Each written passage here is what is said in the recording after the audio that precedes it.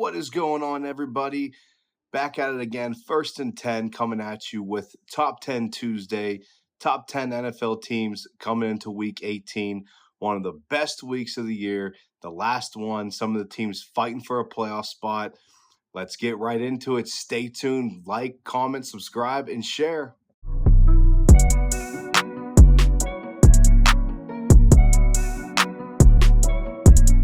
All right, man. Top 10 Tuesday coming at you right now. I did a little bit of extra stuff here today. So at the end of the top 10, we're going to list some teams that are right outside of the top 10 that I don't have enough spots to fill in for, that I think are still great teams, that unfortunately didn't make the cut for the top 10 due to different reasons, just my opinion. At number 10 coming in, you got the Cincinnati Bengals at 8-8 on the year. Now, I mean, they're sixth in points per game. They're fifth on third down conversions. Burrow leads the league in yards and touchdowns, and he's fifth in completion percentage. And they're doing with a terrible team. So I can't leave somebody out of the top 10 when Burrow's playing how he is. 42 touchdowns, 8 interceptions, 109 quarterback rating. I mean, you can't leave that out. So, I mean, a lot of stuff needs to happen for the Bengals to get in the playoffs, and I think if it's any team, it's going to be the Bengals to do it. Number 9 coming at you, Los Angeles Rams coming in at 10-6. My only issue with the Rams, they're kind of up and down sometimes, but lately they've been on a good run.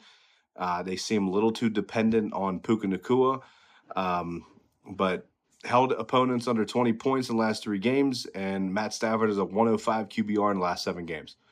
So the youngest team in the league, they don't allow many sacks. They get after the quarterback. And like I said, their defense doesn't allow more than 20 points in the last 3 games. That's a huge stat for the Rams. Number 8 coming in, we got Green Bay Packers at 11-5. Yeah, they blew out the Saints, but it's the Saints. They're 0-5 against Detroit, Minnesota, and Philly. So it seems like they're beating up on a lot of bad teams, and they seem like they keep losing to playoff caliber teams. 6 straight games with no giveaways. That's coaching. That's Matt LaFleur at his finest. And Jordan Love's protecting the ball. He's playing great, but I don't think they can hoist a trophy right now. I love what they're doing in Green Bay, but I don't think they're going to beat a Baltimore or Detroit or Kansas City or Minnesota or Buffalo. I don't see it happening. Number 7, Washington Commanders at 11-5. Listen, I know kind of last couple games have been sketchy, but you got to look at what they're doing with a rookie quarterback, right? So 5th in points per game, 6th in third down percentage was a rookie quarterback. That's insane. When you're asking Jaden Daniels to take the realms of this team that hasn't seen success in a while since 2020 playoff berth, and you're 11-5 now, and you just clinched your division, not your division. I'm sorry, you clinched it for the playoffs, and Jaden Daniels playing out of his mind. 6th and third down conversion. That's such an underrated stat for a rookie quarterback. So Washington sits at number 7. Number 6, we got Baltimore sitting at 11-5. They're the second largest rushing differential in league history, which is absolutely insane with Jackson and Henry. They're number 1 in total defense since week 11. Number 1 scoring defense since week 11. So they've fixed the defense. So up until week 11, I always said, the defense is going to hurt this team in the playoffs, but they fixed it. Number 5 coming at you, Philly. Philadelphia Eagles at number 5 coming in at 13-3. 11-0 when Hurts and AJ are on the field. So, I mean, that's enough to say right there. When they play, they're 11-0.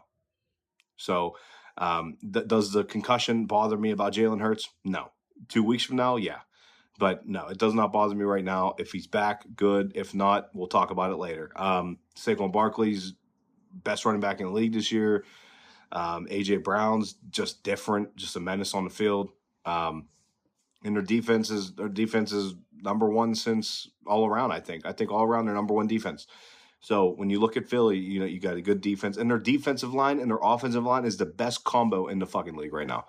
So you can't underestimate Philadelphia. Number 4, Buffalo coming in at 13-3 on the year. Only 8 giveaways all year. They don't allow sacks. Josh Allen is unguardable, untackleable. So, and they got Keon Coleman. He's a great stud. James Cook, and their biggest rushing attack in how many years? They're finally able to run the ball.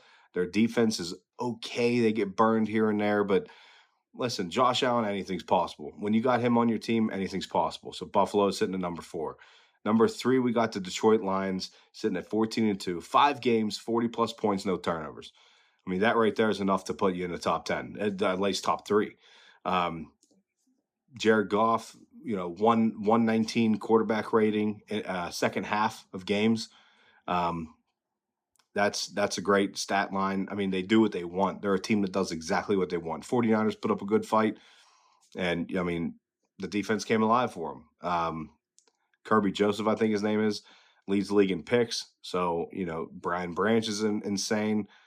Hopefully, if they can get some of them pieces back before playoffs. But my biggest fear is them meeting Tampa Bay and Tampa and losing. So, you got to put that into account here. So I love the Lions this year, but I'm afraid that they're going to get just decimated the first round because of the defense. Number 2, Minnesota. I will admit to you, I was wrong on Minnesota up until week 5. I thought that it was all hype, and they just kept on kicking the ball. They just kept on rolling. They're first in takeaways, and they have 31 takeaways this year. So you gotta, like I said, give Brian Flores credit. It's surprising me that he's not getting a lot of interest around the league right now. Brian Flores. I mean, he's doing all this with not great, elite players on defense.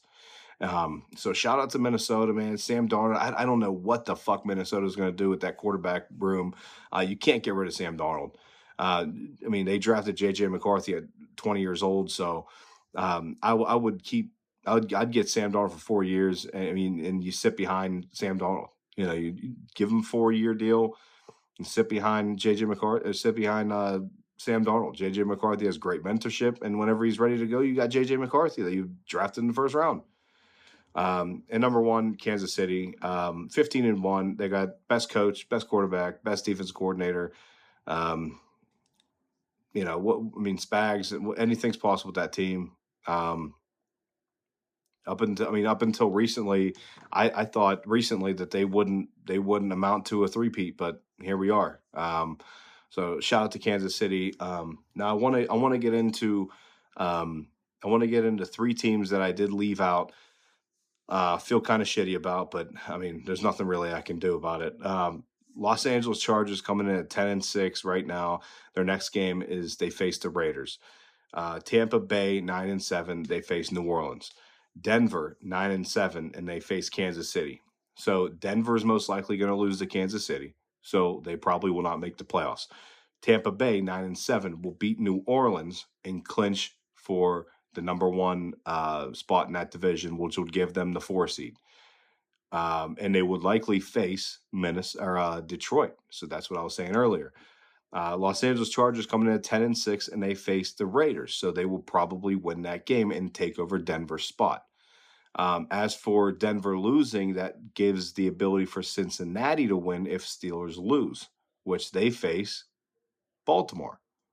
So that's why I have Cincinnati at 10 plus Joe Burrow. I think Joe Burrow is a better quarterback than Bo Nix, Justin Herbert, and Baker Mayfield. So when it comes down to it, Andrew, why didn't you put Chargers, Bucks, or Broncos in? That's why. Okay, so Denver's going to lose to Kansas City, which is going to shit on their parade. Okay, which is going to open the door for Cincinnati. Tampa Bay is going to beat New Orleans, which would give them the number 1 in division. And the Chargers, I don't like the Chargers. They're too inconsistent. So those are the 3 teams sitting outside of the top 10. I appreciate everybody who stuck through the whole video and looks forward to watching my videos. If you can, please like, subscribe, comment, and share. And tomorrow, Wednesday, we will have Week 18 picks coming in. So stay tuned for that. Everybody have a great new year, and I'll see you next year.